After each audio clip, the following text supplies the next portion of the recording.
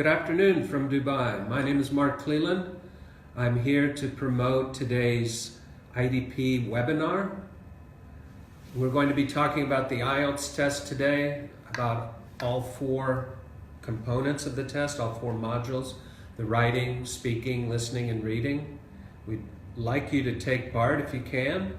We'll be talking about tips and strategies, different things you can do to improve your score.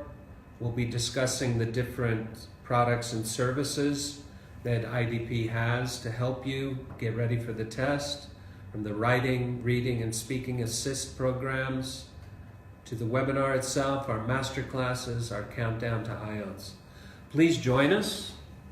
Some of the things we'll be talking about will be very practical things, and I know that they'll all be useful for you. For example, we'll be talking about the writing test and for example, how many paragraphs you should write, how much time you should spend on the different parts of the test. But more importantly, we'll be talking about both things you should do and things you should not do. There are limitations on your score. That if you do not write the correct number of paragraphs, for example, or if you don't have the correct format, it will seriously hurt the score that you get. Now, some other examples are in the speaking test. Are you able to keep going and keep talking? Are you able to stay on topic? Do you use natural fillers in your language?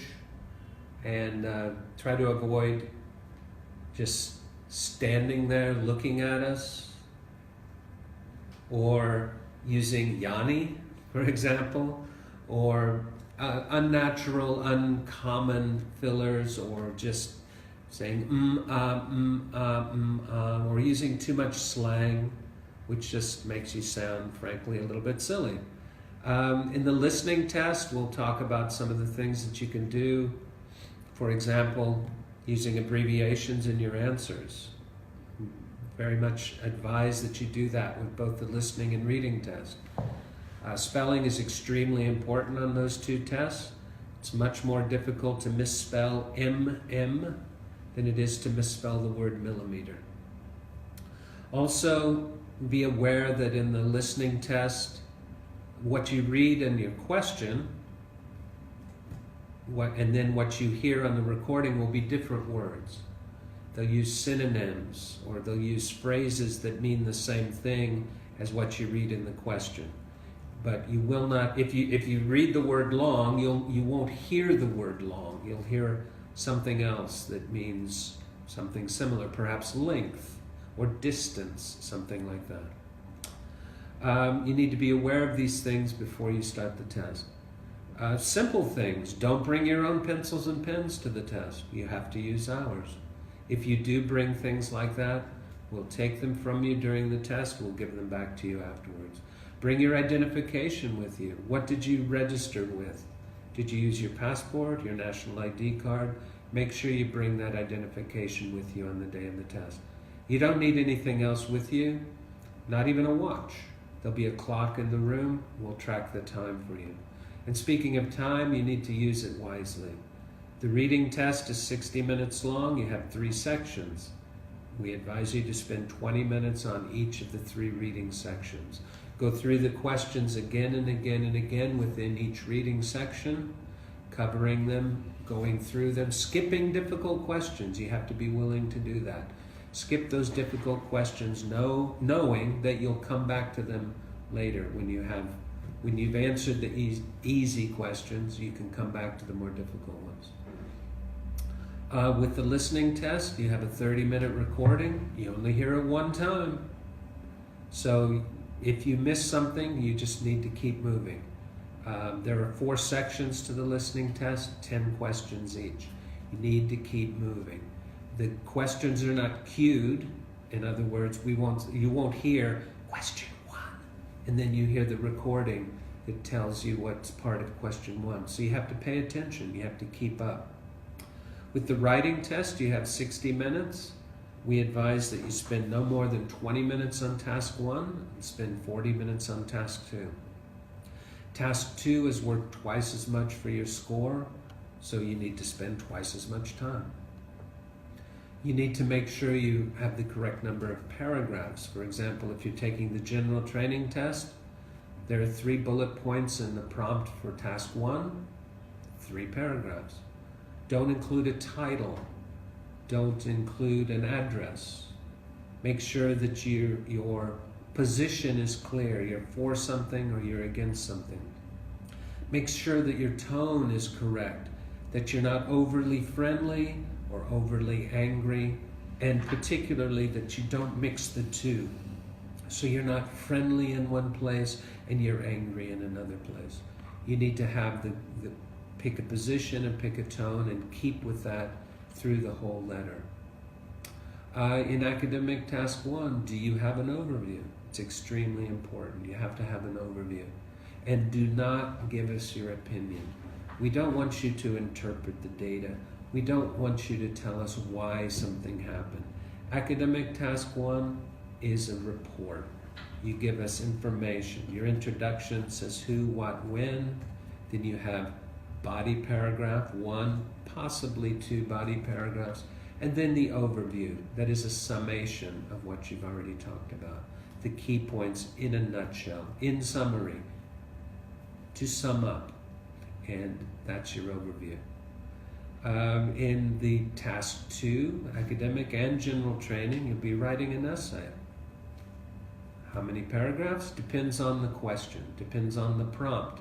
Take some time at the beginning to read through it carefully. Do you understand the different parts of the question? Typically, there'll be 2, 3, or perhaps 4 parts of the question. You need to be aware of that. Separate your paragraphs to address different parts of that prompt. You must always have an introduction, and you must always have a conclusion. Opinion? Absolutely. In task 2, academic and general, you should have your opinion, what you think about it, or what perhaps you will include examples from your personal experience. But remember, academic task 1, no opinion. Don't interpret the data. Now, for the reading test, as I said before, you have 3 sections, 20 minutes each. Make sure that you don't try to read absolutely everything. There's 2,700 words in a typical reading test. You don't have time to read all 2,700 words and answer 40 questions. Keep in mind that this is a test of can you answer 40 questions, not can you read 2,700 words. All right? So, some of these tips, strategies, some are practical, some perhaps you've never heard before, perhaps some of them you have. Some other things that we'll discuss, for example, about the reading assist, the writing assist programs that are there to help you. With the writing assist, you'll write an essay, you'll scan it, you'll send it in, and one of our examiners will look at it and they'll give you practical advice on how to improve your writing. Same with the speaking. They'll be on a recording with you face-to-face in a mock IELTS speaking test, and then they'll assess your abilities. They'll give you a written report on how you did, how you could improve. So it's very practical, very hands-on help with your to improve your score on the speaking test. And the listening and reading assist, where you answer questions, scan it, send it in, and one of our clerical markers will review your work and give you, again, practical advice on how to improve your scores. So, whether it's the webinar or a live masterclass or even the 3-hour countdown, the countdown to IELTS is held twice a month on Friday afternoons at the IDP office in Dubai, as well as in Abu Dhabi, Muscat, Riyadh, Cairo, Alexandria, Tehran, and it's been held in Beirut and I'm probably missing someplace. In other words, but the point is we hold it in many, many different cities. Oh, of course, in Istanbul and Ankara. The countdown, the 3 hours, goes into in depth into each of the tests and breaks it down and gives you practical advice and gives you examples of what to do and what not to do. It's very intensive, very helpful. If you intend on taking the test, Countdown would be a good thing for you to do in advance. To take advantage of the full webinar, you need to register for the IELTS test with an IDP test center, and then you'll be granted access to the whole webinar. The next one is in just a few minutes here, and I'm looking forward to sharing more ideas and insights and practical advice with you at that time. So please, join us. Come and see what we can do to help you do better on the IELTS test. You need to think smarter. Don't just sit there and expect that taking the test again and again is going to improve your score.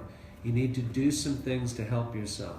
One of the best things you can do is attend one of our webinars or one of our face-to-face activities, whether it's a Masterclass, a Countdown, and take practical steps to improve your IELTS test score the next time, or hopefully the only time that you take it. Thank you, and we hope to see you soon.